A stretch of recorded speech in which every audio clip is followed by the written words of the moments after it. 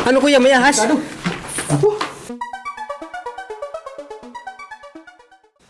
Good morning mga kaduron at welcome naman po sa ating panibagong vlog. At sa nakaraan nating vlog ay in-explore natin ang Tacloban kung ano na nga ba ang kalagayan nito mula ng Manalasa, ang bagyong Yolanda. At ngayong araw naman ay panibagong adventure.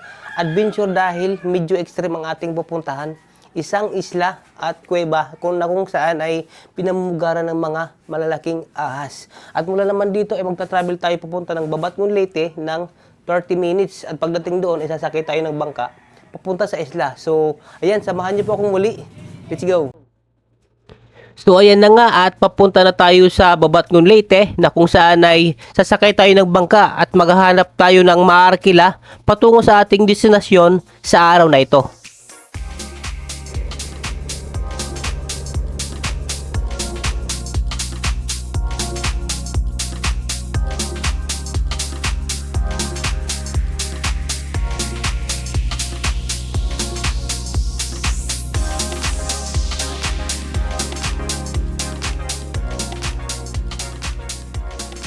So ayan at makikita po natin dito sa ating bandang kanan na kung saan inaayos itong parte ng bundok para maiwasan ang mga pag-landslide sa lugar na ito.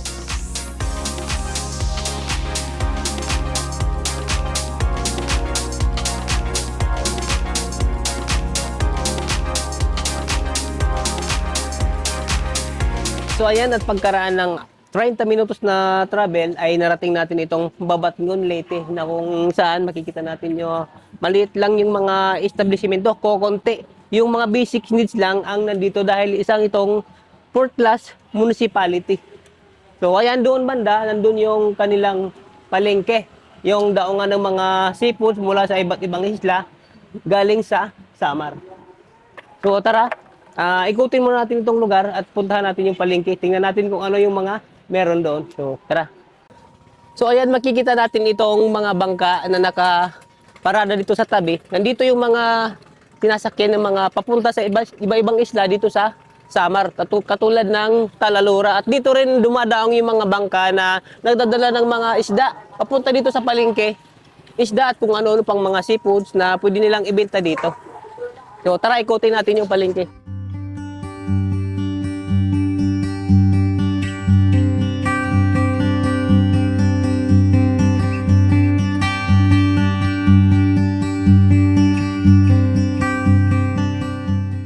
Yan. Meron din ditong mga preskong hipon o lokon. Ito yung galing sa dagat, hindi yung galing sa fish pond.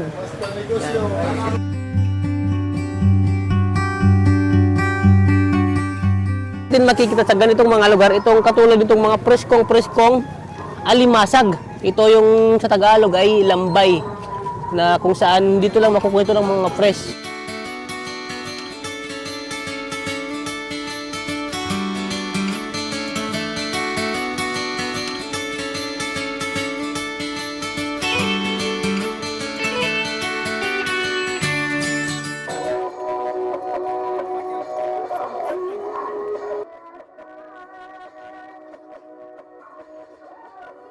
So ito na yung bangkang sasakyan natin papunta sa Talalura, Samar. At mga ilang minuto ko yung ating bibiyahin? Mga mahigit isang oras ngayon dahil medyo maalon. Medyo maalon. So, kailangan nating magbagal-bagal ng konti dahil delikado kung mabilis dahil delikado ulit sa bangka. Lalo na medyo maliit. Pangalan pala natin ngayon, bangkero ay si Kuya Ral. So tara, let's go!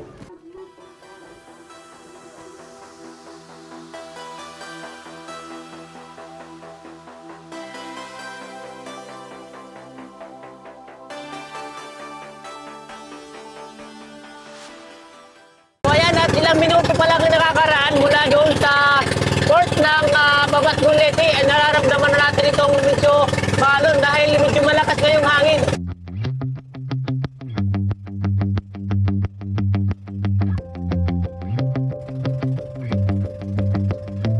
So ayan, at parang tayo nakaka-experience ng sumasakay tayo ng kabayo dahil nasa medyo malalaki na yung alon kaya maalog itong bangkang sinasakyan natin.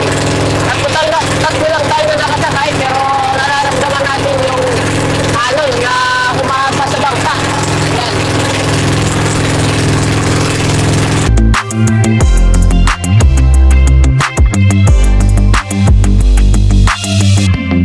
ayan, pagkaraan ng 1 oras at 15 minutos ay narating natin itong Barangay Tulak ng Talolora, Eastern Samar, na kung saan dito tayo maghahanap ng tour guide dahil first time ni Kuya pumunta doon sa bundok. Kaya di rin niya rin alam at di rin natin alam dahil first time natin. Kaya dito tayo maghahanap ng ating makukuhang tour guide.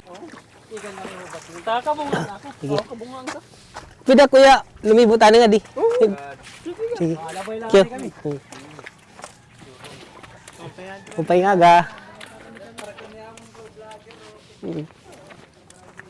So dito mapapansin natin na yung mga bahay ay sadyang nakatirik lang sa tubig. Wala silang mga konkreto na nasa semento or nasa lupa dahil kadalasan nga dito ay ganito yung kanilang style ng mga bahay. So, itong dinadaanan natin ay konkretong semento din naman. So, ibig sabihin ay meron din siguro ditong mga, ayan, meron na talagang mga motor. So, ito ay sinasakay lang sa mga bangka papunta dito sa isla. Dahil Kuya, walang kalsada mula doon sa Halimbawa Highway, walang papunta dito. Mayroon, kaso lang habal-habal masasakyan. Magpunta ng bayan ng ano? Bilya. Okay.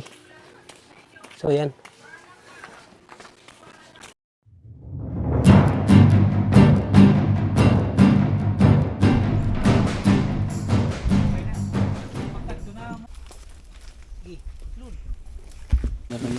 So ayan, at matapos yung pasikot-sikot natin na paghahanap ng tour guide ay nakuha natin sila, sir. Anong pangalan mo, sir? Rawil.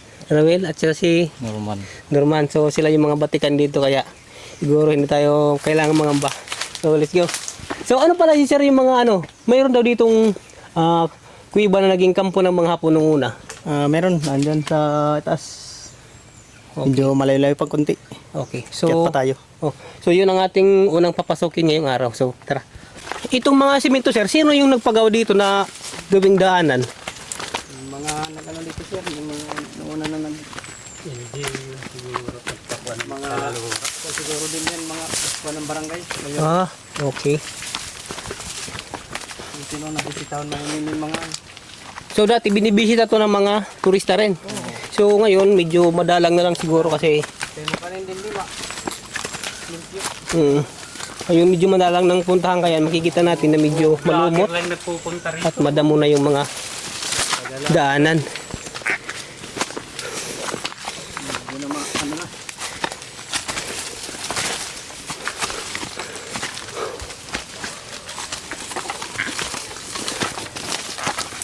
Kaya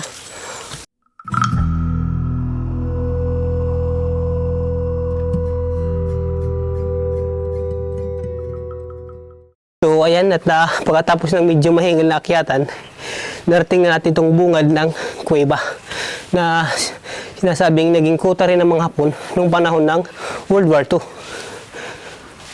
So, makikita natin dito yung mga nakasulat.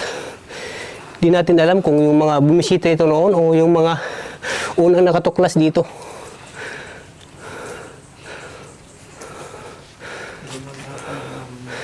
So, tara. Suwa mo lang din eh.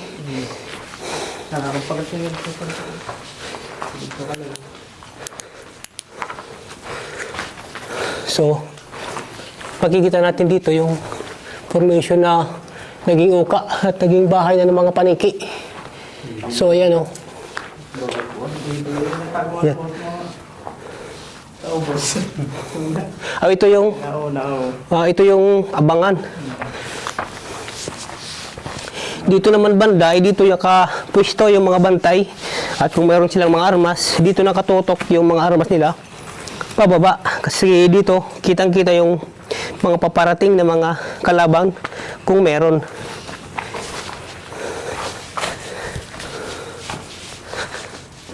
So, ito na yung main entrance kung saan papunta na sa pinakaloob-looban at mukhang delikado nitong pasukin tulad sa atin.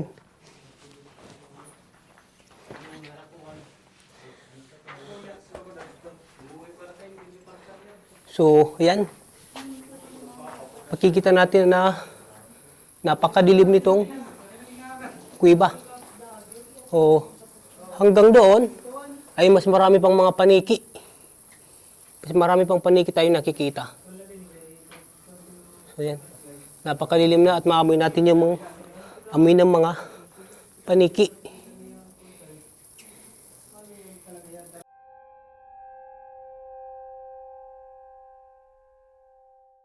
Lokal, huwag kayo nilugot na. So, itong mga nakasulat dito ay ayon kay na sir. Ito yung mga sinusulat nila yung pangalan. Kung sino yung pumapasok dito, ay naging kasanayan nila na isusulat yung kanilang pangalan. So, palatandaan na nandito sila noon. Ayan. Merong Hapon ba yan o Chinese? So, ito yung pinakalubloban ng isang kuweba na kung saan nandito yung mga ahas. So, maririnig natin dito yung mga huni ng mga paniki. Ayun.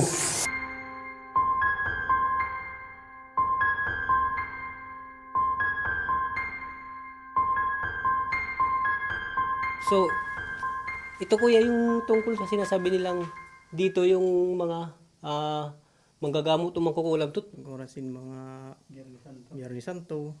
Ani man tira din hinag Ritual. baga kano baga ani pagtutuman ba mga hirakuan. So, ito yung kuiba na kung saan sinasabi nilang dito nagkakaroon ng ritual yung mga manggagamot o kung ano pa man yung ginagawa nilang mahigit pa doon. Dito nila ginagawa noong panahon. Pero ngayon, sabi na sir medyo wala na. Madalang na. Okay. Madami na kasi pumasok din gaya dati na. So, medyo bulabog na. Sa panahon pag nakakapasok lang daw dito yung may mga tulad ng mga manggagamot, mga tambalan ba? Oo. Pero yung mga ordinaryong tao, Oo, hindi ordinary, pwede. Hindi pwede. Hindi ka nakakapasok. Okay. Yun yung nanong kong mga kwento noon. Ano kuya, may ahas? Ahas, delikado. Malaki. Kubra. So, ini-expect natin yung ahas dito ay sa walang pero nakita nila si Ray, kubra. So, napakadelikado. Kailangan mag-ingat dahil wala silang mga buta. Baka tayo matuklaw. Delikado. Okay, tara. Exit na lang tayo, sir. Mahirap na. So, kailangan nating umexit na. Huwag na tayo magpatuloy para maiwasan pa yung mga disgrasya. Grabe. Delikado. Isa lang yung flashlight natin. Delikado. Baka mapakan natin. Okay, so napakadelikado sila. Exit na lang tayo. Cobra pa naman. Juan, makamandag. Oo. Delikado. Mabuti itong ano lang. Yung sawa. Yun. Eh, hindi mo ano. Makamandang masyado. Okay, sige. Tara. Ayan, at na-explore natin itong kuweba na pininiwalaan na naging kuta ng mga Hapon noong Chimpo Hapon noong World War II at na kwento rin nila na dito ginagawa yung mga ritual ng mga manggagamot noong unang panahon at maliban dyan, marami pang mga ahas sa loob kaya di natin tinangkang ituloy ang ating pagpasok dahil mayroong kubra nakita. So napakadelikado. So ayan, at na-explore natin itong lugar na to at yung iba pang lugar na nasasakop dito sa Talalura at mula dito ay uuwi na tayo pupunta sa mainland ng Babatngon. So ayan, hanggang dito po muna. Sundan niyo pa sana aking susunod pang mga vlog. So ayan, at huwag niyo pong kalimutang mag-subscribe sa aking YouTube channel at i-like at share na rin ang video na to. So bago po tayo magtapos ay shoutout po muna kay Sir Ernesto Javenes para sa kanyang bangka dahil meron siyang bangkang pang tourist na kung saan ginagamit ito sa kung saan na gusto niyong isla na puntahan. So ayan po muna. Let's go!